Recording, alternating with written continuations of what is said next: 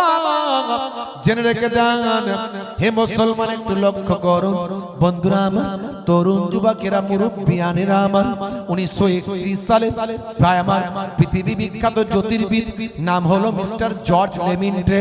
Mister George লেমিন্ট্রে 1931 সালে তিনি আবিষ্কার করলেন বিশ্ব ব্রহ্মাণ্ড কেমন ভাবে তৈরি হয়েছে।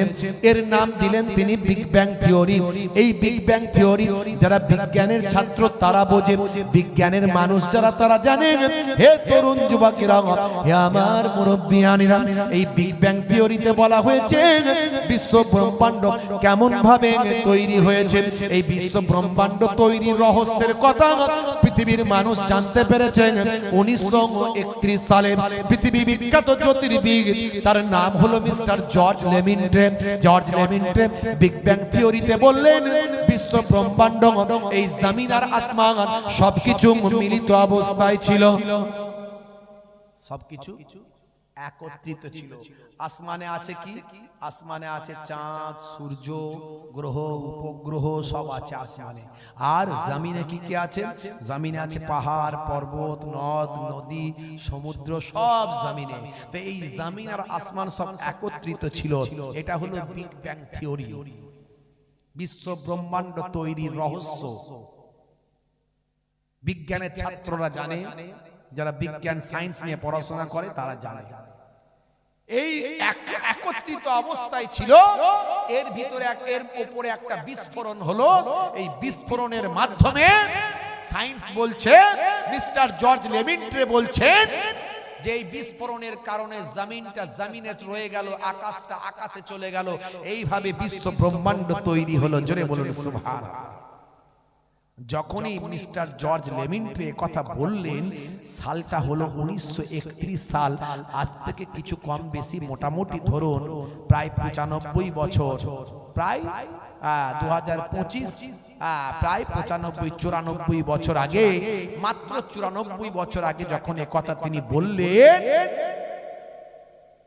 ভাইরা আমার, তরুণ যুবকেরা আমার, মুরব্বিয়ানেরা আমার, মুসলমান শুনে রেখে দেন, এই বিশ্ব ব্রহ্মাণ্ড রহস্যর ভাই আমার কথা আজকে 2025 সাল, 1931 সালে তিনি এ কথা বলছেন।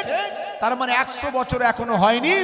এই 94 বছর আগে তিনি যখন এ কথা বললেন, তখন কোরআনের যারা গবেষক তারা বলছে, হে মিস্টার জর্জ লেমিন্ট্রে, আপনি যেটা বললেন এটা তো কোরআনে লেখা আছে আমাদের। জোরে হবে না? আরে জোরে বলা যাবে না? আচ্ছা, এ কি কোনো বানানো কথা? হ্যাঁ, যা ইচ্ছা তাই বলে দিলি হয়ে গেল, প্রমাণ দিতে হবে না? বিজ্ঞানীরা বলল প্রমাণ দিন। বলেন কি আপনি পৃথিবীর কোন মানুষ যেটা জানে না, এটা আপনার কোরআন আগে থেকে কেমন করে জানে? কোরআনের গবেষকরা বলে, শুনুন, এই আয়াতগুলো তো নিয়ে আমরা গবেষণা করি না, কিন্তু আপনারা যখন আবিষ্কার করছেন তখন গবেষণা হয়ে যাচ্ছে। আমরা কোরআনটা যখন পড়ছি দেখছি আপনাদের গবেষণার সঙ্গে কোরআনের আয়াতটা মিলে যাচ্ছে।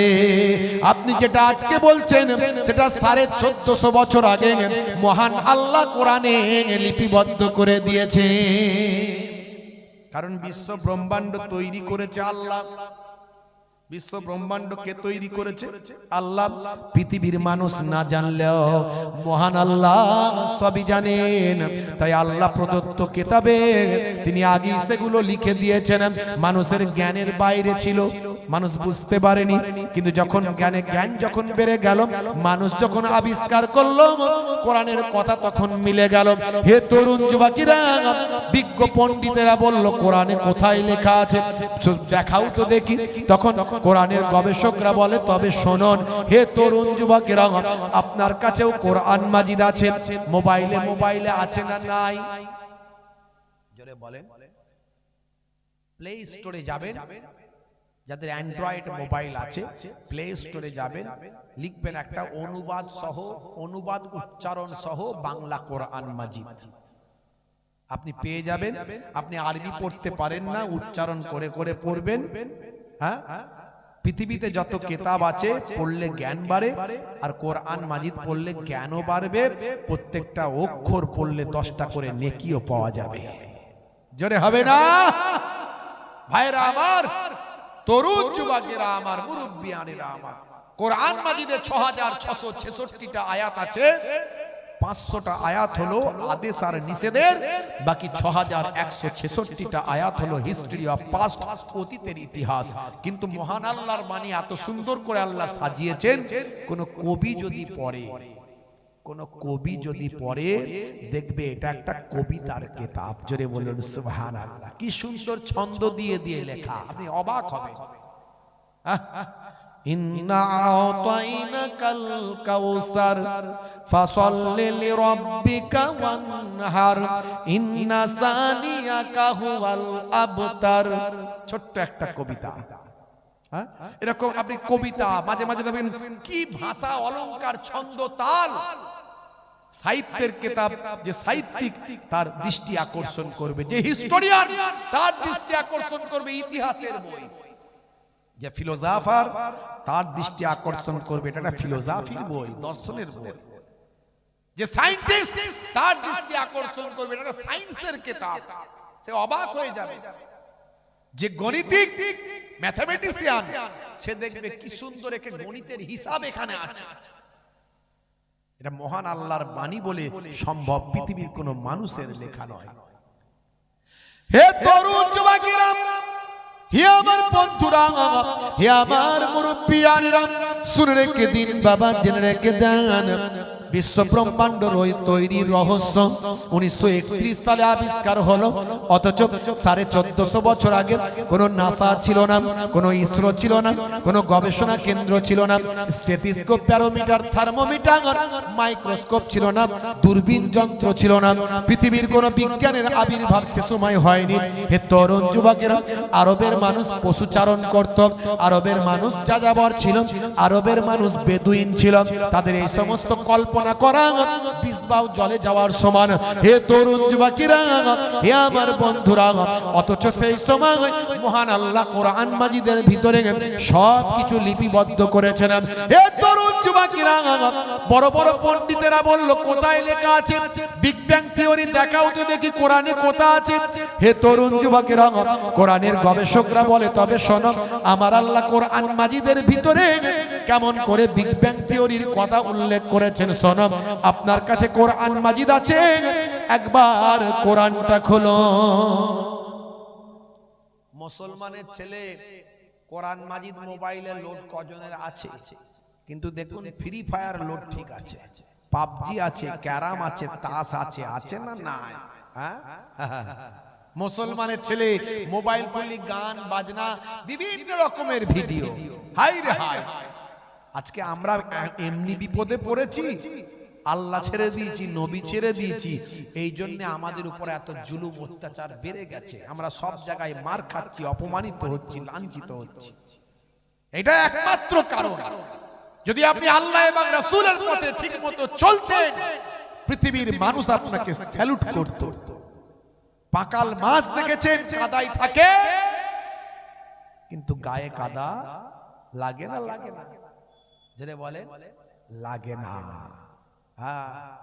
হুজুর তুই যত বলবি বল, আমি কান করেছি হাওড়ার পোল, এদিক দিয়ে ঢুকবে আর ওদিক দিয়ে বেরিয়ে যাবে। মহারাজ মহারাজ গজব হো গিয়া। বলে क्या हुआ?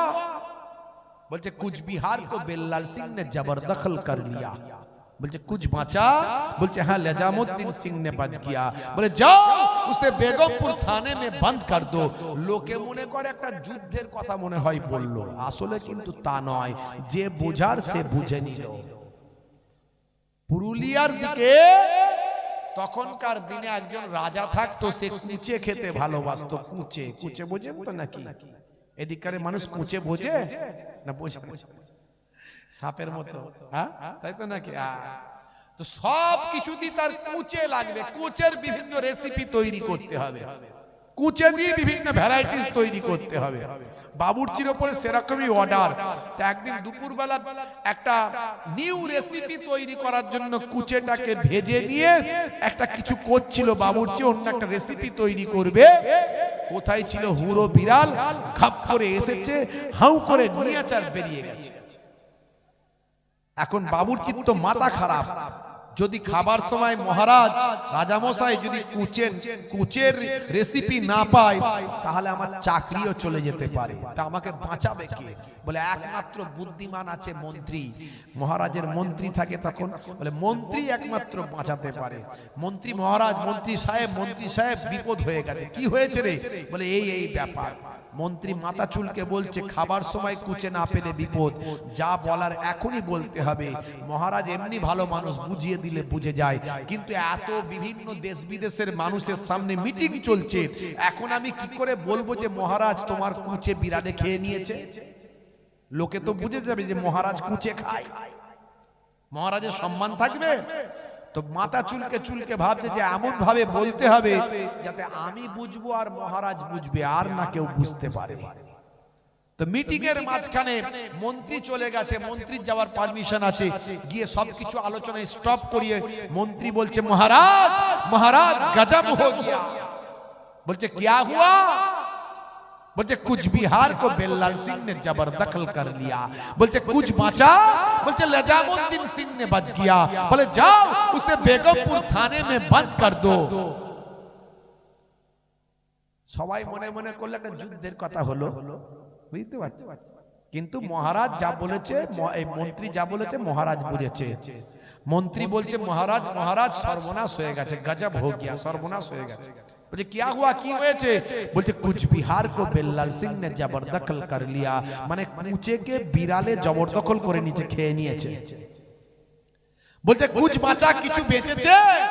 बोलते हाँ निजामुद्दीन सिंह ने बच गया, माने লেজটা বেঁচে গেছে। बोलते जाओ उसे बेगमपुर थाने में बंद कर दो, जाओ ওটাকে বেগুন দিয়ে চচ্চড়ি করে ফেলে। বুঝতে পারছেন? এখন এই হুজুর আলেম ওলামারা সব বলে দিয়ে যায়, যে বোঝার বোঝে, যে না বোঝার না বোঝে। বুঝলে বুঝ পাতা, আর না বুঝলে তেজ পাতা। ভাইরা আমার, এই কোরআন মাজিদ আমরা বাড়িতে আছে কিন্তু বুঝি না সবাই। 100 জনের 70 জন পড়তে পারি না, আর ওই যে 70 জন পড়লাম তার মধ্যে 7 জন মানে বুঝি না। তাহলে কেমন করে হবে বলে? হে তরুণ যুবকেরা, হে আমার বন্ধুরা, বিজ্ঞান বলল, হে তরুণ যুবকেরা, গবেষকরা বলল এটা কেমন করে সম্ভব? 1931 সালে যেটা গবেষণা হলো, 1450 বছর আগে আল্লাহর কোরআনে কেমন করে লিপিবদ্ধ হলো। কোরআনের গবেষকরা বলল তোমাদের কথার সঙ্গে মিলে যায়, দেখো কোরআনে কি লেখা আছে ভাই। বলে দেখাও তো দেখি। সঙ্গে সঙ্গে কোরআনের গবেষকরা কোরআন মাজিদটা খুলে ফেলল। কোরআন মাজিদ খুলে কোরআন মাজিদের একটা সূরা বের করলো। সূরাটার নাম হলো সূরা আম্বিয়া। এই সূরা আম্বিয়ার 30 নম্বর আয়াতে গেল, কোরআনের গবেষকরা পড়তে শুরু করলো বিসমিল্লাহির রহমানির রহিম। আওয়ালাম ইয়ারাল্লাযীনা কাফারু আন্নাস সামাওয়াতি ওয়াল আরদা কানাতা রাতকান ফাফাতাকনাহুমা। জোরে হবে না? জোরে হবে না? আওয়ালাম ইয়ারাল্লাযীনা কাফারু, অবিশ্বাসীরা কি লক্ষ্য করে না? সূরা আম্বিয়া 30 নম্বর আয়াতে আল্লাহ বলছেন অবিশ্বাসীরা কি লক্ষ্য করে না? আন্নাস সামাওয়াতি ওয়াল আরদ, নিশ্চয় আকাশ এবং জমিন। সামাউন মানে আকাশ, আরদুন মানে জমিন, পৃথিবী। নিশ্চয় আকাশ এবং পৃথিবী কানাতা রাতকান, তারা ছিল মিলিত, একত্রিত হয়ে। জোরে বলুন সুবহান। জোরে হবে না? আল্লাহ বলছেন আকাশ এবং পৃথিবী জমিন মিলিত ছিল, একত্রিত অবস্থায় ছিল। ফাফাতাকনাহুমা, আমি আল্লাহ ওই দুটোকে, এই আকাশ এবং জমিনকে আমি আল্লাহ পৃথক করে দিয়েছি। বিগ ব্যাং থিওরি কোরআনে পাওয়া গেল। পৃথিবীর মানুষ অবাক, আমি আপনি অবাক, যেটা 1931 সালে, আজ থেকে 94 বছর আগে, আজ থেকে 94-95 বছর আগে যে বিগ ব্যাং থিওরি আবিষ্কার হয়েছে, সেটা 1450 বছর আগে আল্লাহর কোরআনে লিপিবদ্ধ আছে। এরকম উদাহরণ আমি অনেক দিতে পারি আপনাদের কাছে, কিন্তু আর আমার দেওয়ার প্রয়োজন আছে বলে মনে হয় না, আমি দুটো দিলাম। এর পরেও কি আপনার মনে হয় কোরআনের প্রতি আপনার বিশ্বাস বাড়লো না কমলো? বলে জোরে বলে। হে তরুণ যুবকেরা, সেই কোরআন মাজিদ বলছে, হে দুনিয়ার মানুষ শোনো, ফালিয়াবুদু রাব্ব হাযাল বাইত আল্লাযী আত'আমাহুম মিন জু'ইন ওয়া আমানাহুম মিন খাউফ। হে তরুণ যুবকেরা, তোমাদের উচিত, আল্লাহ বলেন বান্দারে তোমাদের উচিত এই আমি আল্লাহ আমার ইবাদত বন্দেগী করা, এই কাবা ঘরের যিনি মালিক অর্থাৎ আমি আল্লাহ আমার ইবাদত বন্দেগী করা তোমাদের জন্য দায়িত্ব এবং কর্তব্য। আর কারণ, তার কারণ হলো আল্লাযী আত'আমাহুম মিন জু, তুমি যিনি ক্ষুধা লাগলে তোমাদের খাওয়ান, অর্থাৎ আমি আল্লাহ তোমাদের ক্ষুধা লাগলে খাওয়াই। আর যখন তোমরা ভয় পাও, যখন তোমরা ভীত হও, আমি আল্লাহ তোমাদের ভয়টা দূর করে দিই। ক্ষুধা লাগলে কে খাওয়ায়? জোরে বলে, আরে জোরে বলেন না, কে খাওয়ায়? একজন বলছে হুজুর বউ খাওয়ায়। কি করে? বলে হুজুর বউ তো রান্না করে দেয়। কথা ঠিক, বউ তো রান্না করে দেয়, কিন্তু গলায় যদি টিউমার হয়, খাদ্য নালীতে যদি ক্যান্সার হয়, আর পেটে যদি আলসার হয়, খাবারটা পেটে কেমন করে যাবে ভাই? এই জন্য আল্লাহ বলেছেন ক্ষুধা লাগলে আমি আল্লাহ খাওয়াই, অর্থাৎ খাবারটা পেট পর্যন্ত পৌঁছে দিয়ে তোমার হজম শক্তিটা আমি আল্লাহ কুদরতি ক্ষমতায় হয়। হে দুনিয়ার মানুষ, আর যখন তোমরা ভয় পাও, করোনার ভয়, এনআরসির ভয়, এনপিআর এর ভয়, এখন এসআইআর এর ভয় আছে না নাই? আগের থেকে বেড়েছে না কমেছে? ভয় বেড়েছে না কমেছে? আর জোরে বলেন না, ভয় বেড়েছে না কমেছে? কমেছে। আপনাদের দিকে ভালো। এই আমাদের ভাইয়ের সঙ্গে কথা হচ্ছিল, যিনি আজকের এই জালসা কমিটির সেক্রেটারি, আমার এই ভাই, কি যেন নামটা ভুলে গেলাম, ব্যাংকের দায়িত্বে আছেন, ব্যাংকের শামীম ভাই, কথা হচ্ছিল। তো যাই হোক, এখানে আপনাদের তো মোটামুটি সব প্রায় ঠিকঠাক মোটামুটি হয়েই গেছে। অনেক জায়গায় দেখছেন না, বুড়ো বুড়ো মানুষগুলোকে ডাকছে, 60 বছর 70 বছর বয়স হয়ে গেছে, কোথায় নামের একটা বানান স্পেলিং ভুল আছে, ডেকে পাঠিয়েছে হসপিটালে। হসপিটাল থেকে অ্যাম্বুলেন্সে করে হিয়ারিং এ যাচ্ছে। বলুন কি অবস্থা? এ তো মানুষ মারার কল। এটা গণতন্ত্র লঙ্ঘন নয়, এটা আইন বিরুদ্ধ কাজ নয়। একটা হসপিটালের বেডে অসুস্থ অবস্থায় পড়ে আছে, তাকেও যেতে হচ্ছে। বড় দুঃখ লাগলো এই ঘটনাগুলো দেখে। কয়েকজন তো মারাও গেল। এত জটিলতা কেন? এটাকে কি সহজ করা যেত না? Voter card, Aadhaar card, PAN card, ration card, এগুলো কি আমার আপনার ঘরের লোক করে না? এগুলো অফিসাররা করে।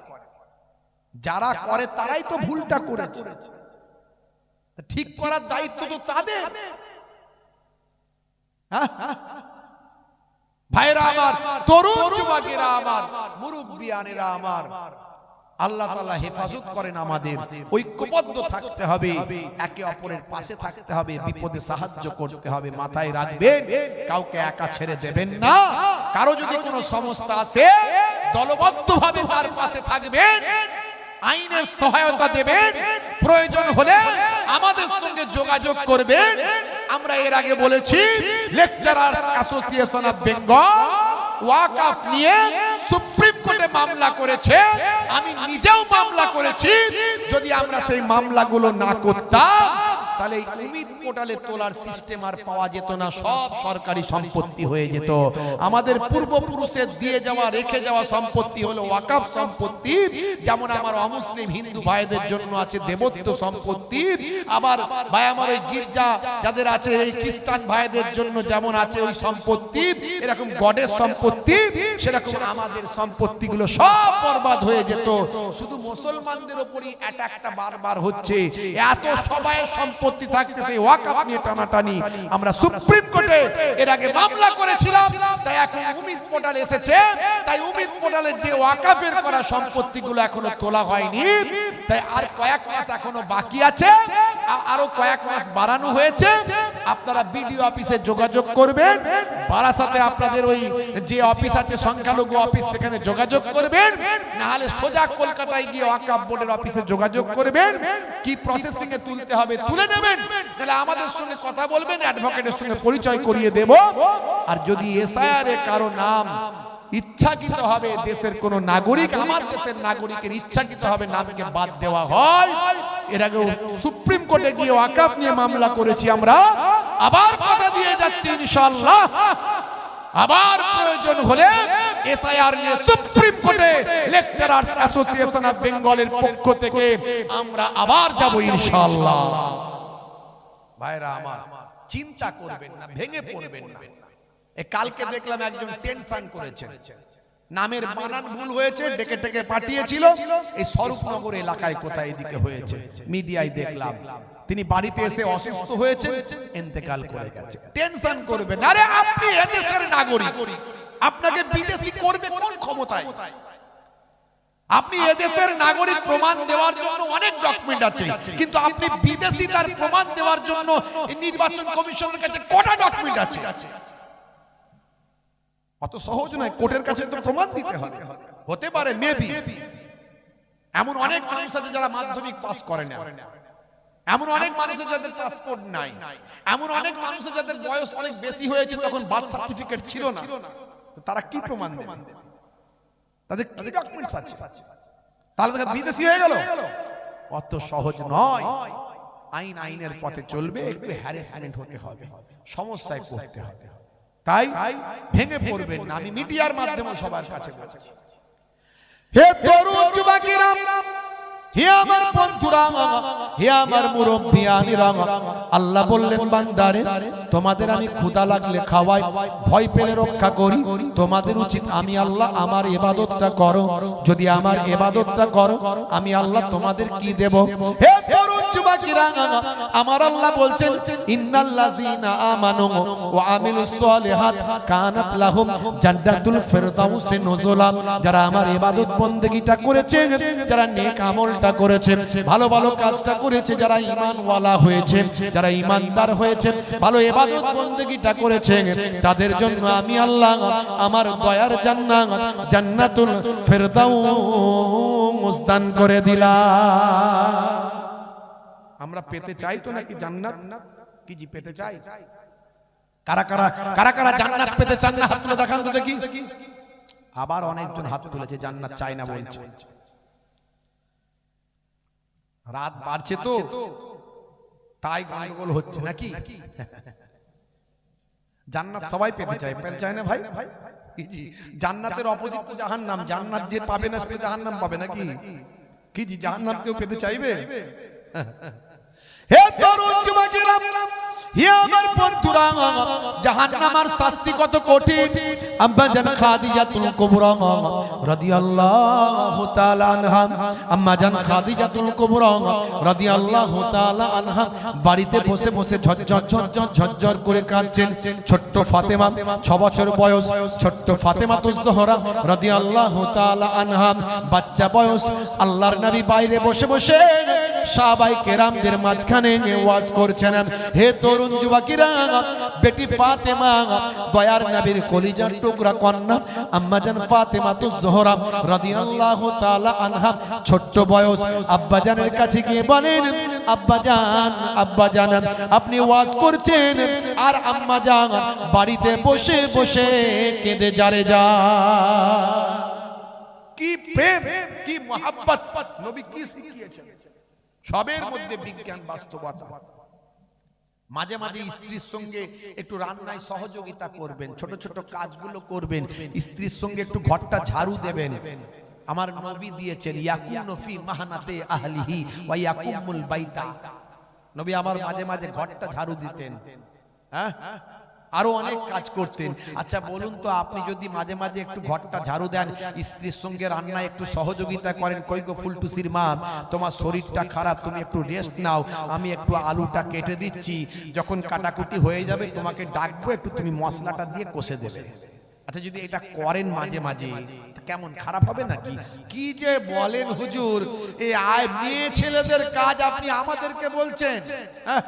আরে দূর বাবু, যত বড় আপনি সাহেব হন না কেন, ডাক্তার সাহেব, মাস্টার সাহেব, উকিল সাহেব, নেতা সাহেব, মন্ত্রী সাহেব, হুজুর সাহেব, পীর সাহেব, মৌলী সাহেব, মাওলানা সাহেব, মুফতি সাহেব, নবীর থেকে বড় সাহেব পৃথিবীতে কেউ হয়নি আর হবে না। সেই নবী স্ত্রীর সঙ্গে ছোট ছোট কাজগুলো করেন। আচ্ছা বলুন তো, যদি এই ছোট ছোট কাজগুলো একটু বাড়িতে স্ত্রীর সঙ্গে করেন, প্রেম বাড়বে না কমবে? জোরে বলেন, বাড়বে না কমবে? শুধু বাড়বে না, ফেভিকল আঠা বোঝেন? ফেভিকল আঠা মানে এমন প্রেম আর ছাড়বে না, বুড়ো বুড়ি হয়ে যাবেন, প্রেম তবু কমবে না। আর এখনকার ছেলেদের প্রেম বিয়ের আগে বিয়ের পরে আর থাকে না। 17 বছর 18 বছর বয়স, শাহরুখ খানের চাচতো ভাই, সলেমান খানের ফুফুতো ভাই, বিয়ের আগে প্রেম করে, হাত কেটে রক্ত বের করে দেয়, আই লাভ ইউ, তোমার জন্য জীবন দেব, রেল লাইনে মাথা দেব, বিষ খেয়ে মরে যাব, পটল ডাঙায় চলে যাবো। বাপ রে বাপ, কি প্রেম রে ভাই! ধরে করে বিয়ে শাদী দিল, বাপ বলল বিয়ে দিয়ে দে, চাচারা বলল ওর খাওয়াবে কি, ইনকাম করে না, বলে দূর আগে বাঁচুক তারপরে খাওয়া দাওয়া। দেখা গেল বিয়ে শাদী হলো, ভাইয়েরা আমার 2-4 বছর কেটে গেল, একটা দুটো বাচ্চা কাচ্চার বাম্মা হলো। রাত্রে 9টার পাশ দিয়ে যখন 9টার পরে যখন ঘরের পাশ দিয়ে যায়, ঘরের ভিতর থেকে 220 আর 440 আওয়াজ হয়, ঢিসুম ঢাসাম বলে মারপিট লেগে গেছে। বুঝতে পারছো? আর প্রেম নাই, আর প্রেম নাই। অথচ নবী যে প্রেমটা শিখিয়েছিলেন, এই প্রেমটা যদি আপনি করতেন, নবীর সুন্নতের সবটা আপনি পেতেন, আর আপনার এই প্রেম ভালোবাসা মৃত্যুর আগে পর্যন্ত থাকতো। জোরে বলুন সুবহানাল্লাহ। নবীর দেখানো পথে চলেন, জীবনটা ধন্য হয়ে যাবে। নবীর দেখানো পথে চলে। হে তরুণ যুবকেরা, আল্লাহর নবী ওয়াজ বন্ধ করে দিলেন, জরুরি আলোচনা বন্ধ করলেন। জরুরি আলোচনা বন্ধ করে বাড়িতে চলে গেলেন। আম্মাজান বিবি খাদিজাতুল কুবরা রাদিয়াল্লাহু তাআলা আনহাকে বললেন, ও বিবি খাদিজা, কেঁদো না বিবি খাদিজা, বলো তোমার সমস্যাটা কি? আমি নবী ওয়াজ বন্ধ করে দিয়েছি, তোমার কাছে এসেছি, আমার স্ত্রী বাড়িতে কাঁদবে আর আমি বাইরে ওয়াজ করব, এটা হতে পারে না। হে বিবি খাদিজা, বলো তোমার দুঃখ যন্ত্রণা কষ্টটা কি? সে সময় বিবি খাদিজা বললেন, ইয়া রাসূলুল্লাহ ওয়া ইয়া হাবিবাল্লাহ, আমার জাহান্নামের শাস্তির কথা, আযাবের কথা মনে পড়েছে, তাই আমি বিবি খাদিজা কেঁদে জারে যান, ও আল্লাহর নবী, ও আল্লাহর রাসূল, আপনি আখেরি জামানার পয়গম্বর, আমি কান্নাটা বন্ধ করতে পারি যদি আপনি আমার 3টে শর্ত মেনে নেন। ইয়া রাসূলুল্লাহ, হাবিবাল্লাহ। নবী বললেন, বিবি খাদিজা, তুমি আমার সুখের সাথী, তুমি আমার দুঃখের সাথী, একটা একটা করে আমার সব ডাল যখন চলে গেছে, আব্বা চলে গেছেন জন্মের আগে, মাও চলে গেলেন 6 বছর বয়সে, দাদা জানের কাছে লালিত পালিত হলাম, দাদা জানও ছেড়ে চলে গেলেন, চাচা জানের কাছে ছিলাম, চাচা জানও চলে গেলেন, ও বিবি খাদিজা, তারপরে তুমি আমার আশ্রয়দাতা, তুমি আমার সাহায্যকারী, তুমি আমার সুখের দুঃখের সাথী, বলো তোমার 3টে শর্ত। আমি নবী তোমার 3টে শর্ত ইনশাআল্লাহ পূরণ করব। হে তরুণ যুবকেরা, আম্মাজান খাদিজাতুল কুবরা সেই সময় বলেছিলেন, ইয়া রাসূলুল্লাহ, হাবিবাল্লাহ, আপনার কাছে আমার 1 নাম্বার শর্ত হলো, আমি যখন ইন্তেকাল করে যাব, আপনার জুব্বার কাপড় দিয়ে আমার কাফনের কাপড়টা বানিয়ে দেবেন, এটা হলো 1 নাম্বার। 2 নাম্বার শর্ত হলো, আমি যখন ইন্তেকাল করে যাব, আমার কবরটা যখন খননের কাজ হয়ে যাবে, আমার কবরে একবার আপনি নামবেন, খালি গায়ে একবার হয়ে যাবেন, আপনার মাহারে নবুয়াতের স্ট্যাম্প, মাহারে নবুয়াতের ডকুমেন্ট সার্টিফিকেট, মাহারে নবুয়াতওয়ালা জিসম মোবারক নিয়ে খালি গায়ে আমার কবরটা একবার আপনি গড়াগড়ি দেবেন। এটা হলো 2 নাম্বার শর্ত। আর 3 নাম্বার শর্ত হলো আমাকে মাটিতে দিয়ে আমাকে কবরস্থ করে আপনার উম্মতেরা সাহাবীরা যখন চলে যাবেন আপনি কিন্তু যাবেন না, আমার মাথার গোড়ায় থাকবেন। মুনকার নাকির ফেরেশতা এসে যখন আমাকে 3টে প্রশ্ন করবেন আমার সওয়ালের জবাবটা আপনি দেবেন। জোরে হবে না? আল্লাহর নবী বললেন, ও বিবি খাদিজা, যাও, তোমার 3টে শর্তই আমি মঞ্জুর করলাম, তুমি কান্নাটা এবার বন্ধ করো। আল্লাহর নবীর কথাই তিনি কান্না বন্ধ করেছিলেন। বেশ কিছুদিন গেল, নবী পাকের জীবিত থাকা অবস্থাতেই মা খাদিজা ইন্তেকাল করলেন। আপনারা জানেন আল্লাহর নবীর থেকে বয়সে বড় ছিলেন মা খাদিজাতুল কুবরা রাদিয়াল্লাহু তাআলা আনহা। পৃথিবীর মানুষ অবাক। ঈশ্বরচন্দ্র বিদ্যাসাগর বিধবা বিবাহ আইন প্রচলন করেছিলেন, তার বড় ছেলের বিবাহ একজন বিধবার সঙ্গে দিয়েছিলেন। সেটা মাত্র কত বছর আগে? এই অল্প কয়েকশো বছর আগের কথা। আর 1450 বছর আগে আল্লাহর নবী স্বয়ং নিজের জীবনের প্রথম বিবাহ যুবক অবস্থায় 40 বছরের একজন বৃদ্ধা মানুষকে বিবাহ করে, যার আগে কয়েকটা বিবাহ হয়েছে, এই রকম বিধবা মানুষকে বিবাহ করে আল্লাহর নবী 1450 বছর আগে পৃথিবীর মানুষকে বার্তা দিয়েছেন ইসলামে বিধবা বিবাহ বৈধ। জোরে বলুন সুবহানাল্লাহ। ঈশ্বরচন্দ্র বিদ্যাসাগর দেখলেন কারো স্বামী মারা গেলে তার স্ত্রীকে চিতায় তুলে তাকে সতীদাহ করা হচ্ছে, এটা অত্যন্ত ঠিক নয়। ঈশ্বরচন্দ্র বিদ্যাসাগর লড়াই করলেন। এই লড়াই করতে গিয়ে তাকে অনেক অপমানিত হতে হয়েছে। রাজা রামমোহন রায়ের বাড়িতে ঢিল পড়েছে সতীদাহ প্রথা প্রচলন বন্ধ করার জন্য। ঈশ্বরচন্দ্র বিদ্যাসাগর তার নিজের সন্তানকে, নিজের ছেলের বিয়ে দিলেন বিধবার সঙ্গে। এগুলো ভালো ভালো কাজ করেছেন, তাদের আমরা স্যালুট জানাই। আর ইসলাম কত সুন্দর। নবী আমার 1450 বছর আগে নিজেই প্রথম বিধবাকে বিবাহ করে পৃথিবীর মানুষকে বার্তা দিলেন ইসলামে বিধবা বিবাহ বৈধ। জোরে বলুন সুবহানাল্লাহ। আপনি অবাক হয়ে যাবেন, একটু গবেষণা করুন।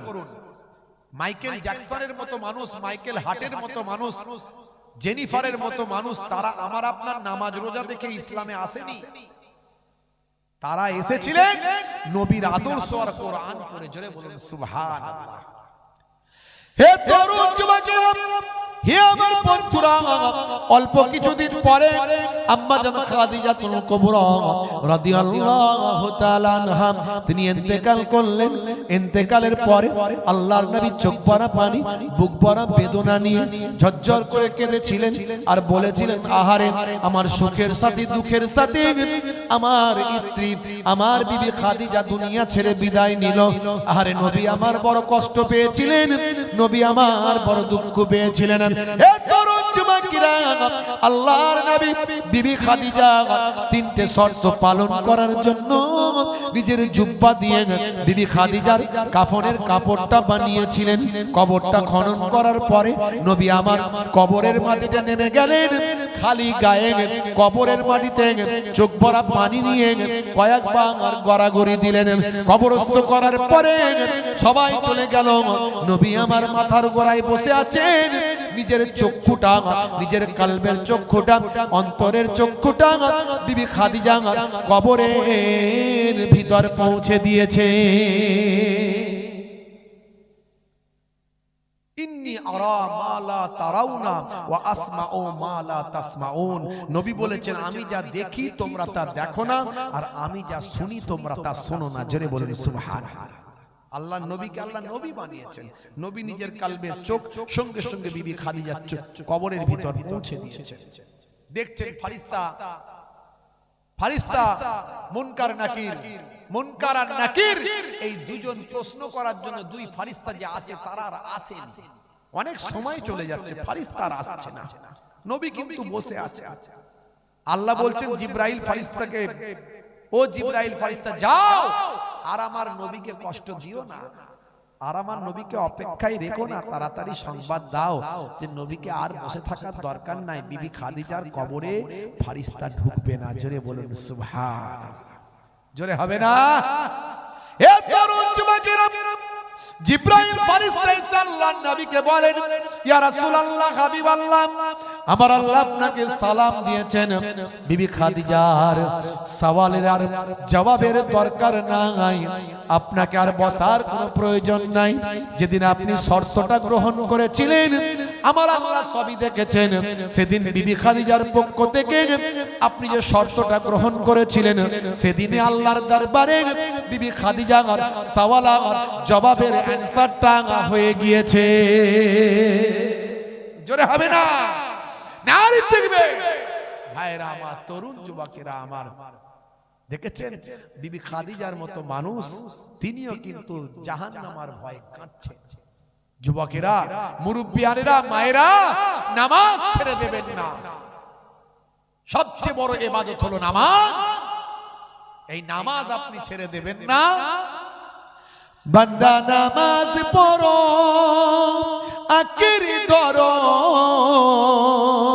ছেড়ো না নামাজ এক জীবনে।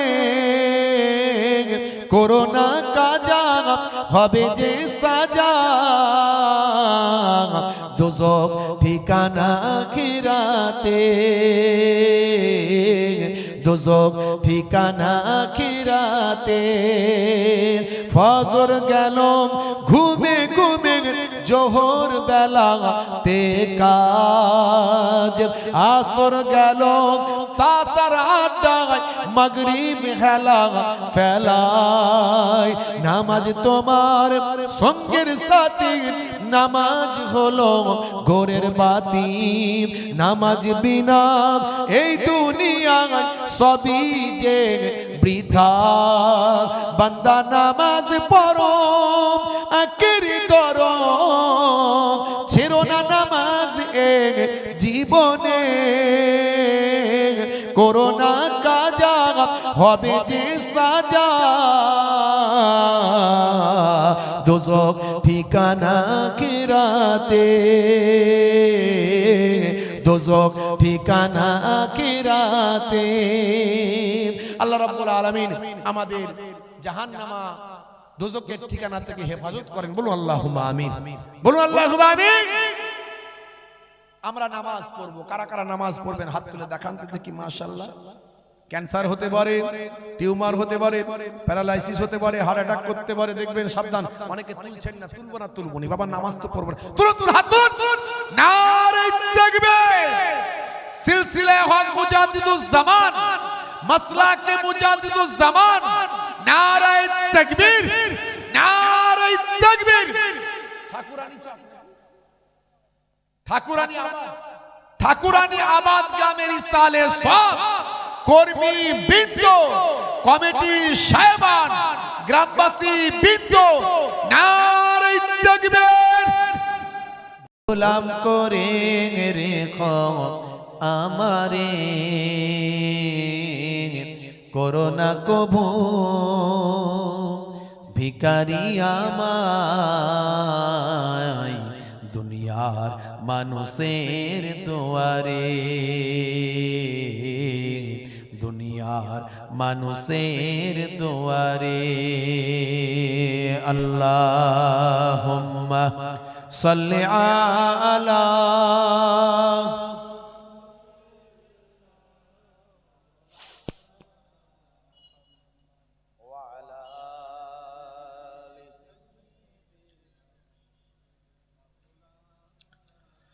আইলাম মুহাম্মদ দরুদ সালাম, আইলাম মুহাম্মদ দরুদ সালাম। তুমি যে মনিব আমার, আমি যে গোলাম। বলুন না সুবহানাল্লাহ, জোরে হবে না? আমি তখন মদিনা শরীফে ছিলাম মাস দেড়েক আগে। তখন এই বিতর্ক শুরু হয়েছিল। নবী পাকের রওজায় দাঁড়িয়ে আমার মনে হয়েছিল দয়ার নবীকে নিয়ে প্রতিবাদী একটা কবিতা লেখা দরকার। আমি লিখেছিলাম, তারপরে যখন গেয়েছিলাম এটা, তখন এটাও ভাইরাল হয়েছে, আপনারা অনেকে শুনেছেন। আইলাম মুহাম্মদ দরুদ সালাম, আইলাম মুহাম্মদ দরুদ সালাম, তুমি যে মনিব আমার আমি যে গোলাম। তোমারি ব্যানার দেখো ছিঁড়ে ফেলেছে, কত আশিকের দেখো জুলুম করেছে, না জেনে না বুঝে অন্যায় করেছে, না জেনে না বুঝে অন্যায় করেছে। তোমার আশিকদের ইশক জেগেছে, আইলাম মুহাম্মদ দরুদ সালাম, আইলাম মুহাম্মদ দরুদ সালাম, তুমি যে মনিব আমার আমি যে গোলাম। আল্লাহুম্মা সাল্লি আলা ওয়া আলা আলিহি।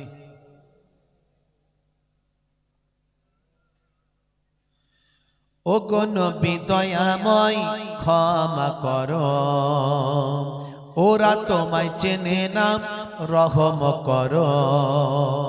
ও গো নবী দয়াময় ক্ষমা করো, ওরা তোমায় চেনে না রহম করো। তুমি কত দয়াবান, তুমি কত মেহেরবান, তুমি কত দয়াবান, তুমি কত মেহেরবান। মাইকেল জ্যাকসনও চিনেছিল। জোরে হবে না সুবহানাল্লাহ? জোরে হবে না? আইলাম মুহাম্মদ দরুদ সালাম, আইলাম মুহাম্মদ দরুদ সালাম, তুমি যে মনিব আমার আমি যে গোলাম। আল্লাহুম্মা তোমার কষ্ট হতো। একজন মহিলা ছিল, নারী ছিল, ইহুদি নারী, যে আমার নবী পাকের যাতায়াতের পথে কাঁটা বিছিয়ে দিত। আমার নবী কত মহান সে কথা বলতে গিয়ে আমি এই ছোট্ট ঘটনা কবিতার মধ্যে নিয়ে এসেছি। জি হ্যাঁ, এক ছিল নারী কাঁটা দিত, ও গো নবী তোমার কষ্ট হতো। একদিন বিমারে ওই নারী পড়িলে, একদিন বিমারে ওই নারী পড়িলে, তুমি তাকে দেখিতে গেলে ওগো।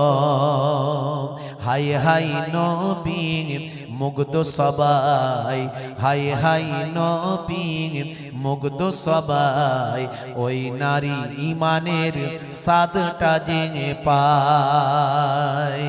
আল্লাহুম্মা সাল্লি আলা মাওলানা মুহাম্মদ ওয়া আলা আলিহি।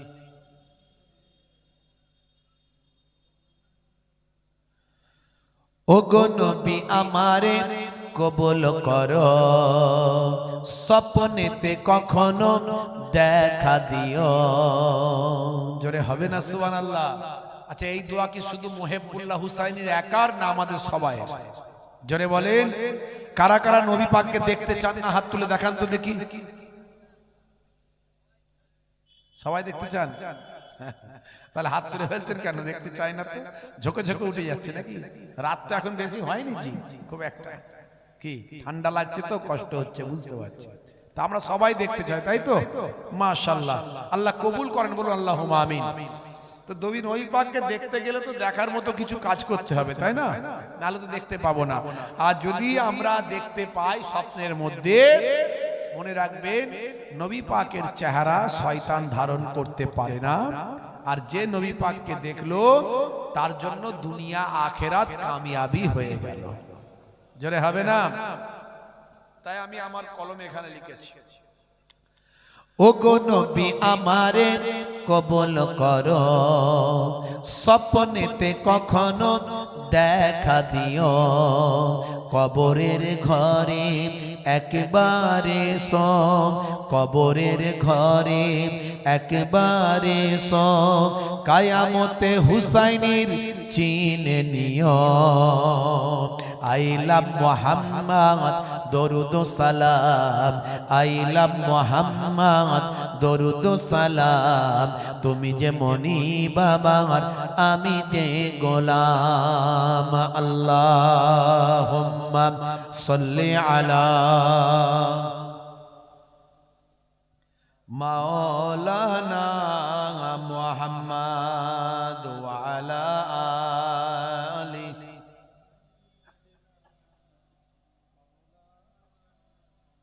قال الله تعالى في كلامه المجيد والفرقان الحميد لقد كان لكم في رسول الله أسوة حسنة. وقال الله تعالى أيضا في كتابه مخبرا ومكروا ومكر الله والله خير الماكرين. وقال النبي صلى الله عليه وسلم من تمسك بسنتي عند فساد أمتي فلهم أجر 100 شهيد إلى آخر الحديث أو كما قال عليه الصلاة والتسليم. وعن أبي هريرة قال قال لعن رسول الله صلى الله عليه وسلم الرجل يلبس لبسة المرأة والمرأة تلبس لبسة الرجل إلى آخر الحديث أو كما قال عليه الصلاة والتسليم. وقال النبي صلى الله عليه وسلم يصبح الرجل مؤمنا ويمسي كافرا ويمسي مؤمنا ويصبح كافرا يبيع دينه بعرض من الدنيا إلى آخر الحديث أو كما قال عليه الصلاة والتسليم. শ্রদ্ধেয় সম্মানীয় মঞ্চ উপবিষ্ট সম্মানীয় মুহতারাম, আপনাদের সকলের মনের মানুষ, ভালোবাসার মানুষ, সম্মানীয় ইমাম সাহেব, আমার অত্যন্ত প্রিয় মানুষ, মঞ্চ উপবিষ্ট, সামনে উপবিষ্ট আমার দিন দরদি, ইসলাম দরদি ভাইরা, বাপজিরা, মুরব্বিয়ানেরা, যুবকেরা, স্নেহের বাচ্চারা, মাইক্রোফোনের আওয়াজে কান লাগিয়ে আছেন, পর্দার আড়ালে আছেন আমার জননী মায়েরা, বোনেরা, এবং দূর দূরান্তে আছেন জাতি, ধর্ম, বর্ণ নির্বিশেষে শ্রোতা বন্ধুরা, সকলকে তৎসহ যারা ম্যানেজমেন্টের দায়িত্বে আছেন, মাইক থেকে শুরু করে জেনারেটর লাইট থেকে শুরু করে যারা সোশ্যাল মিডিয়ার আমার ইউটিউবার ভাই থেকে শুরু করে যারা যে কোনো দায়িত্ব পালন করছেন, প্রত্যেককে আমি মুহিবুল্লাহ হুসাইনি ফুরফুরা শরীফ ছোট হুজুর পীর কেবলা রহমাতুল্লাহ আলাইহির মেয়ে ছেলে নাতি, মায়াপুর হুজুর পীরনগরী হুজুর পীর কেবলা রহমাতুল্লাহ আলাইহির ছেলে ছেলে পৌত্র, সেই হরিণখোলা দরবার শরীফ থেকে আপনাদের খেদমতে এসেছি মুসাফির হালাতে। আমার হরিণখোলা দরবার শরীফের পক্ষ থেকে প্রত্যেককে আন্তরিক সালাম, শুভেচ্ছা, ভালোবাসা জ্ঞাপন করি। আল্লাহ পাকের রহমত সমস্ত ঈমানদারের উপর হোক, জোরে বলুন আল্লাহুম্মা আমিন। ঠান্ডার রাত, খুব অল্প সময়ের কিছু আলোচনা, জিকরুল্লাহ, জিকরুন নবীর মাহফিল, ইন্দা জিকরি সোলাহায়ে তানজিলুর রহমান, যেখানে আল্লাহর মাহবুব বান্দাদের কথা আলোচনা করা হয়, সেই জায়গাতে আমার আল্লাহ তাআলার রহমত নাজিল হয়। জোরে হবে না? শুধু তাই নয়, আল্লাহর নবী বলেন 1 ঘন্টা যদি ওয়াজ শোনো, তাদারিসুল ইলম, ইলমের দর্স নাও, ফিল লাইলে, রাতের বেলা, সাআতান 1 ঘন্টা, অনলি 1 আওয়ার এট নাইট, 1 ঘন্টা যদি ওয়াজ শোনো, ওয়াজ যদি ওয়াজের মতো হয়, বক্তা যদি বলার মতো বলতে পারে, শ্রোতা যদি শোনার মতো শুনতে পারে, সেই 1 ঘন্টার ওয়াজের মর্যাদা আল্লাহর নবী বলছেন খায়রুম মিন আহিয়াইহা, সারা জীবন যত ভালো কাজ করেছো, নফল ইবাদত করেছো, এই নফল ইবাদত অপেক্ষা সারা জীবনের যত ভালো কাজ, নফল কাজ, নফল ইবাদত আছে, তার থেকে 1 ঘন্টা ওয়াজ শোনা অনেক ভালো। জোরে বলা যাবে না, আর জোরে হবে না কি? ভাইরা আমার, তরুণ যুবকেরা, ঠান্ডার রাত, আপনাদেরও বেশিক্ষণ বসে থাকতে কষ্ট, আর আমারও বুঝতে পারছেন এ তো আর একদিন দুদিনের ব্যাপার নয়। আপনারা বসে আছেন, আমি কিন্তু একটু চা খাচ্ছি, আমাকে তো বকতে হচ্ছে, কিছু মনে করবেন না, হুজুর চা খেয়ে নিচ্ছে, খেতে খেতে বলছে। তো যাই হোক, আমাদেরও সেই বছরে 7-8 মাস 9 মাস প্রায় রোজার মাসটা অফ থাকে। এখন থেকে চলবে রোজা পর্যন্ত, চলছে সে কবে থেকে ভুলে গেছে, মনে নাই। রোজা পর্যন্ত চলবে, আবার রোজার মাসটা অফ রেখেছি, মানে ওই সময় তো জলসা বলসা হয় না, কিছু ইফতারির মজলিস টজলিস হয়, আবার ঈদের পর থেকে চলবে একদম টানা, বুঝতে পারছি। মানে প্রায় এখন 8 মাস 9 মাস জলসা হয়, আর প্রত্যেক দিন। এই যে আমরা এত বকি না, মানুষ মনে করে হুজুরদের বিরাট ব্যাপার, গাড়ি করে আসছে, ওয়াজ করছে, কামিয়ে নিয়ে চলে যাচ্ছে। এই 2 ঘন্টা মাইকে উঠে বকতে গেলে বুঝতে পারবেন যে কি হচ্ছে। এটা গলা, এটা মেশিন নয়, এগুলো মেশিন সব। আজকে এটা পাল্টে দেবেন, কালকে আবার নতুন হয়ে যাবে, বুঝতে পারছেন। গলা পাল্টানোর কোনো ব্যবস্থা নাই বা। আর আমাকে লোকে, আমি ওয়াজ করতে গিয়ে যদি চুপ করে বসে থাকি, লোকে আমাকে বলবে হুজুর কেন এসেছেন, ঘরে শুয়ে থাকতে পারতেন। কথা ঠিক না ভুল? আবার না এলে বলবে হুজুর যে অবস্থায় আছেন আসেন, অন্তত লোকে দেখুক যে আপনি এসেছেন। কোন দিকে যাই বলুন দেখিনি। তো যাই হোক, 1 ঘন্টা আলোচনার অনেক মর্যাদা ভাব। একটুখানি আপনাদের বলবো, ঠান্ডা রাত উপেক্ষা করে আপনারা বসে আছেন, বড় মর্যাদার হকদার হবেন।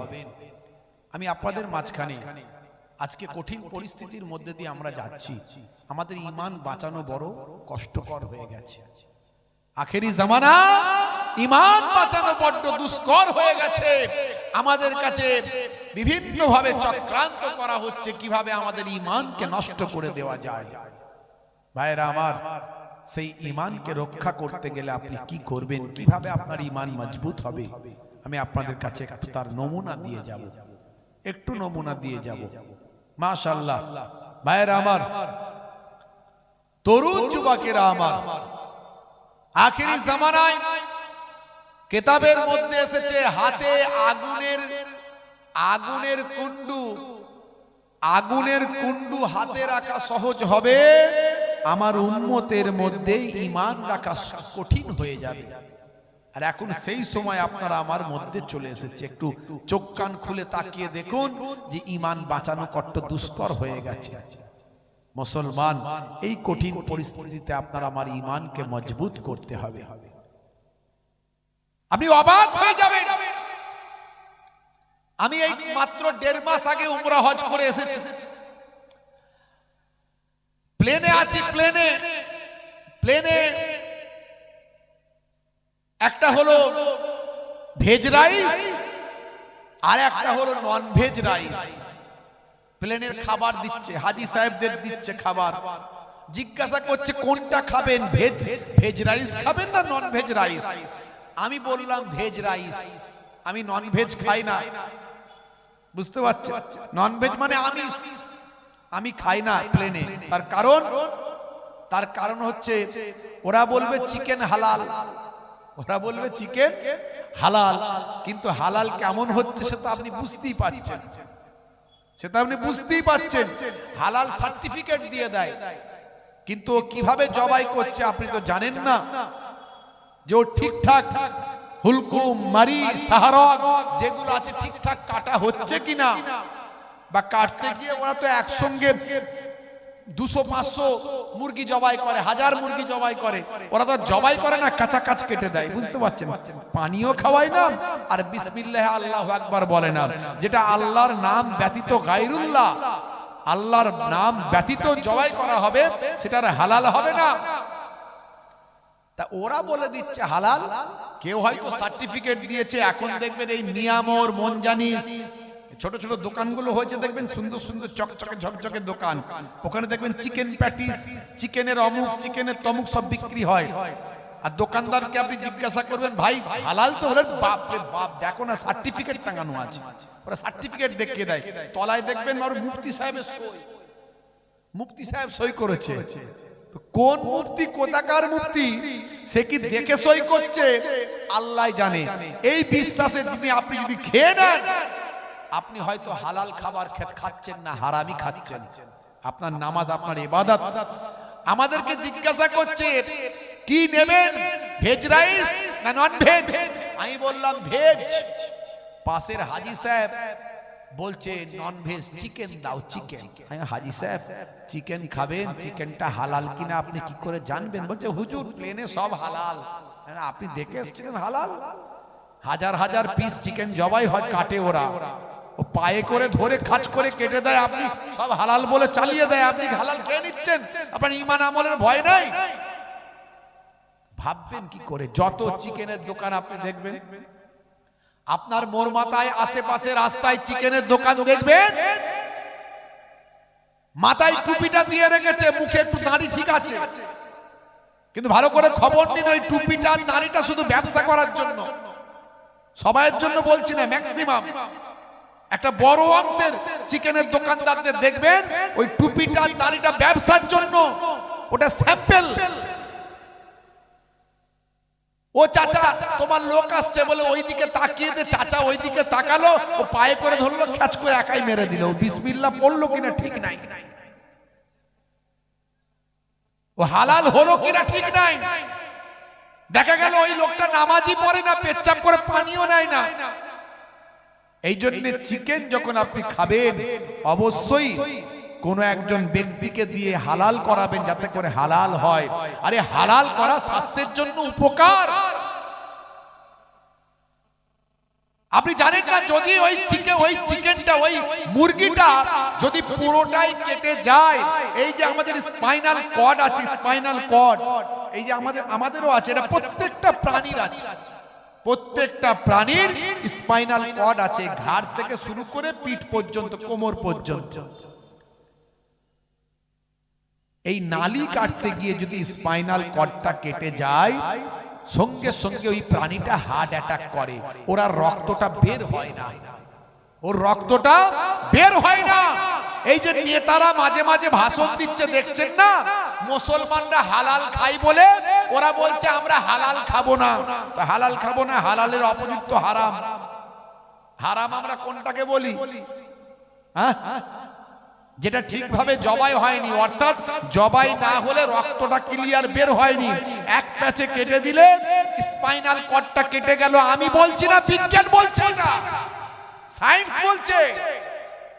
আর কোরআন কি বলছে? কোরআন মাজিদ বলছে ইন্নামা হাররামা আলাইকুমুল মাইতাতা ওয়াদ দামা ওয়া লাহমাল খিনজির,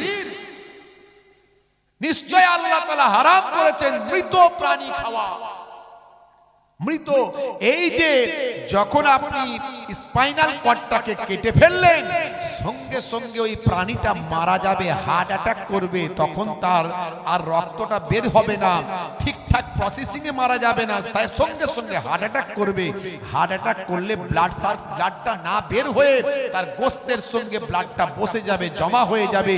ভাইরা আমার, এই যে মৃত প্রাণীটা আপনি যদি খান, এই যে তার রক্তের মধ্যে জীবাণু থাকে, এটা আপনার স্বাস্থ্যের জন্য ক্ষতি। আমি বলছি না, মেডিকেল সায়েন্স বলছে, ইসলামের সবকিছু সায়েন্টিফিক, সবকিছু সায়েন্টিফিক। এই জন্য আপনি যে জবাইটা না করিয়ে যদি নিয়ে আসেন, এই চিকেনওয়ালা যদি এক চোপে কেটে দেয়, তাহলে ওটা আপনার জন্য হারাম হয়ে যাবে, স্বাস্থ্যের জন্য ক্ষতি হবে। আপনি অবাক হয়ে যাবেন, মানুষ এখন দেখছে না। এই কয়েকদিন আগে একটা দোকান থেকে আমি তেলে ভাজা কি বলে, আমি একটু ফল খাবার টাবার কিনছিলাম, তেলে ভাজা নয়, খাবার টাবার কিনছিলাম। ওই দোকানের পাশেই ভাজা হচ্ছে চিকেন পকোড়া, বুঝতে পারছি। একজন মুরব্বী চাচা, দাঁড়িওয়ালা মানুষ বলছে ওটা কি ভাজছো? বলছে চাচা চিকেন পকোড়া। বলছে আমাকে 250 গ্রাম দাও চিকেন পকোড়া। একবারও দেখলো না, চিন্তাও করলো না যেটা হারাম না হালাল। মানুষ এখন কোন পথে চলে গেছে একবার ভাবুন। এই ওয়াজগুলো মানুষ শুনছে না, মানুষের শোনাও হচ্ছে না। আপনার ঈমান কোনটা দিয়ে বরবাদ হয়ে যাচ্ছে, আপনার আমল কোনটা দিয়ে নষ্ট হয়ে যাচ্ছে। আপনি হারাম খাদ্য খাচ্ছেন। শুধু এভাবে নয়, এটা তো আপনি বাহ্যিক দেখতে পাচ্ছেন। আপনি যে টাকাটা ইনকাম করছেন, যে ব্যাংকের ইন্টারেস্টটা পাচ্ছেন, আপনি যে টাকা রেখেছেন ব্যাংকে কয়েক লক্ষ টাকা, আপনি বছরে বছরের ইন্টারেস্টটা বের করে নেন কি না ওর সঙ্গে জমে রয়ে যায়? আমার ব্যাংকে টাকা থাকে, আমি, আপনারা জানেন আমি হাই স্কুল টিচার, আবার একটা হাই সেকেন্ডারি স্কুলের টিচার আমি, প্রায় 17 বছর হয়ে গেল। স্কুল সার্ভিস কমিশন থেকে আমি ওয়েস্ট বেঙ্গলে 3rd হয়েছিলাম। তা আমার ব্যাংকে টাকা থাকে, আমি বছরের শেষে আমি সেই টাকার টোটাল ডিটেলসটা, আমি স্টেটমেন্টটা নিয়ে বছরের শেষে আমি দেখে নিই কত টাকা আমার ওখানে ইন্টারেস্ট জমেছে। সেই ইন্টারেস্টের টাকাটা আমি বের করে নিই, আলাদা করে তুলে নিই। আমার 1 বছরের টাকাটা যেটা ব্যাংকে রইলো, আমার মেহনতের টাকাটা রইলো, ইন্টারেস্টের টাকা আমি আলাদা করে ফেলে আমি আলাদা করে রেখে দিলাম। সেটা আমি অন্য কাজে ব্যবহার করি। আপনারা জিজ্ঞাসা করলে আমি বলে দেবো, আপনারাও কি কাজে ব্যবহার করবেন সেটা আমি বলে দেবো। মাইকে অন মাইকে আমি বলছি না ইন্টারেস্টের টাকা কি করবেন। তো এই যে আপনি ইন্টারেস্টের টাকা বের করলেন না, তার মানে আপনি ওই টাকা তুলছেন আর খাচ্ছেন, তার মধ্যে আপনার ভালো টাকার মধ্যে হারাম টাকা মিশে আছে। কথা ঠিক না ভুল বলেন? তাহলে এইভাবে কত দিক থেকে আমরা হারামের মধ্যে লিপ্ত আছি। এটা দুটো দিক বললাম শুধু। এই ওয়াজগুলো যদি না হয় মানুষ জানবে কি করে? মানুষ তো বুঝতে পারছে না। ভাইরা আমার, তরুণ যুবকেরা আমার আপনার ঈমানকে বাঁচাতে হবে। আখেরি জামানায় ঈমান বরবাদ করার জন্য অনেকেই উঠে পড়ে লেগেছে। আমি সব কথা বলতে পারবো না, ওয়ান মাইক ওয়ান ক্যামেরা বলতে পারবো না। আপনাকে বুঝতে হবে, আপনার দিমাগ আছে, আপনি সব বোঝেন, আর এগুলো বুঝেন না বললে তো হবে না। কোরআন হাদিস আপনাকে মানতে হবে, বুঝতে হবে। কোরআন যে সত্য আমি আপনাদের কাছে প্রমাণ করে দিচ্ছি। হে আমার মুরব্বিয়ানেরা, হে যুবকেরা, শুনে রেখে দিন বাবা, জেনে রেখে দেন। হে মুসলমান, একটুখানি লক্ষ্য করুন, আপনি অবাক হয়ে যাবেন। 1450 বছর আগে আল্লাহর কোরআন যা বলল, দয়ার নবীর হাদিস যা বলল, পৃথিবীর মানুষ অবাক হয়ে যায়। হে তরুণ যুবকেরা, হে আমার মুরব্বিয়ানেরা, শুনে রেখে দিন বাবা, আজ থেকে কয়েক মাস আগের কথা বলছি। ভাই আমার তরুণ যুবকেরা, জায়গাটার নাম হলো জম্মু কাশ্মীর হাইকোর্ট। এই জম্মু কাশ্মীর হাইকোর্টে ভাই আমার প্রধান বিচারপতি ভাই আমার, তার নাম হলো মিস্টার বিনোদ চ্যাটার্জি কৌর। এই বিনোদ চ্যাটার্জি কৌরের কাছে একটা মামলা আছে। সেই মামলাটা ভাই আমার 40 বছর আগের পুরানো কেস। এই 40 বছর আগের পুরানো মামলা। সেই মামলায় বলা হয়েছে একজন ভাই বোনের সম্পত্তি, পিতার অধিকার থেকে বোনকে বঞ্চিত করেছেন। হে তরুণ যুবকেরা, 40 বছর পরে মিস্টার বিনোদ চ্যাটার্জির আন্ডারে সেই মামলাটা এসেছে। হে তরুণ যুবকেরা, মিস্টার বিনোদ চ্যাটার্জি কৌর একজন অমুসলিম হিন্দু বাঙাল। তিনি তার মামলার সময় ভাই আমার, যখন তার বাদী আর বিবাদী সেখানে হাজির, তিনি বললেন, হে আব্দুল গাফফার, 40 বছর আগে আপনি আপনার পিতার সম্পত্তি থেকে বোনকে বঞ্চিত করেছেন। আপনি আপনার বোনকে পিতার সম্পত্তি থেকে বঞ্চিত করেছেন। এই মাঝে মাঝে দেখবেন, আচ্ছা বলুন তো, পিতার সম্পত্তিতে বোনের অধিকার আছে না নাই? কন্যার অধিকার আছে না নাই? আছে। হ্যাঁ, আর অনেক ক্ষেত্রে দেখা যায় ভাই নানা ছলে কলে কৌশলে ভালো করে বিরিয়ানি খাইয়ে, ভাই আমার বিভিন্ন রকম 2 in 1 রসগোল্লা খাইয়ে, মিঠা দই টক দই খাইয়ে, কোল্ড ড্রিঙ্কস খাইয়ে, বোন বোনাইকে সবাইকে দাওয়াত করে খাইয়ে টাইয়ে দিয়ে আর বলে, আমার ঘর তোরই ঘর, তোর ঘর আমার ঘর। হ্যাঁ, আমার ছেলে তোর ছেলে, তোর ছেলে আমার ছেলে। বোন এখানে এলে তুই তো আমার ঘরেই থাকবি। আর এই বাপের সম্পত্তি, এইটুকু সম্পত্তি, আর তুই কি নিবি বল না? এক কাজ কর, 5 লাখ টাকা তোর ছেলেদের অ্যাকাউন্টে দিয়ে দিচ্ছি, তুই আর কিছু দাবি টাবি রাখিস নি বোন। তুই তো ওখানে অনেক ভালো পেয়েছিস, তোর স্বামীর অনেক আছে, হ্যাঁ একটু রাজি হয়ে যা। আমার তো জানিস কিছুই নাই, এইটুকুই আছে, তুই আর এখানে দাবি টাবি করবি না। 5 লাখ টাকা তোর ছেলেদের অ্যাকাউন্টে দিয়ে দিচ্ছি। এইভাবে বলে বোনের টিপ সই করিয়ে নেয় না। আপনাদের দিকে সব ভালো মানুষ, আপনারা আল্লাহ করে সব বোনের জায়গা জমি ঠিকঠাক যেটুকু যা পানেওয়ালা ফারায়েজ কষে একদম দিয়ে দেয়। কি কথা ঠিক না ভুল? কেউ কিছু বলে না। দেয় তো নাকি এখানে ঠিকঠাক করে বোনকে দেয় না? আমাদের ওইদিকে সব করে বাজে বাজে, বুঝলেন? ভাইগুলো খুব চালাক, বোনকে কি হবে ঠকাতে হবে, ভালো করে খাইয়ে দাইয়ে ঠকায়। হ্যাঁ, 40 বছরের পুরানো কেস, এটা ইন্টারন্যাশনাল নিউজ হয়েছে। আমার কাছে নিউজটা রাখা আছে। ভাইরা আমার, মিস্টার বিনোদ চ্যাটার্জি কৌর বলেন, হে আব্দুল গাফফার, আপনাকে দেখে তো মনে হচ্ছে আপনার দাড়ি আছে, পাঞ্জাবি পরে আছেন, তার মানে আপনি নামাজ টামাজও পড়েন, তাই তো নাকি? ধর্মকর্ম করেন তো? বলছে হ্যাঁ করি। নামাজ টামাজ পড়েন? বলে হ্যাঁ পড়ি। হজ টজ করেছেন নাকি? বলে হ্যাঁ করেছি। তাহলে আপনি একজন হাজী সাহেব নামাজি হয়ে আপনার বোনকে পিতার সম্পত্তি থেকে এভাবে বঞ্চিত করলেন কেন? তা আব্দুল গফফার মাথাটা নিচু করে রেখেছে, মাথাটা নিচু করে রেখেছে।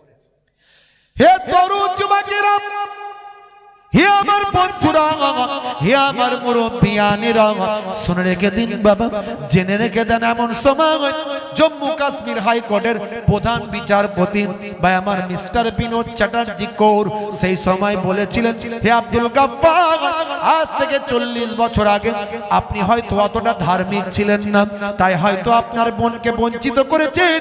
তবে শোনেন, আপনার রায়টা দেওয়ার জন্য আমি আপনার যে আল্লাহর কোরআন মাজিদ আছেন, সেই কোরআন মাজিদটা পড়লাম। আমি জানি কোরআনে সব বিষয়ে কথা বলা হয়েছে। আপনার এই জমি জায়গার সম্পত্তির ব্যাপারে, ভাগ বন্টন, বই বন্টন নামার ব্যাপারে কোরআন মাজিদে কিছু বলা হয়েছে কিনা আমি একটু গবেষণা করলাম।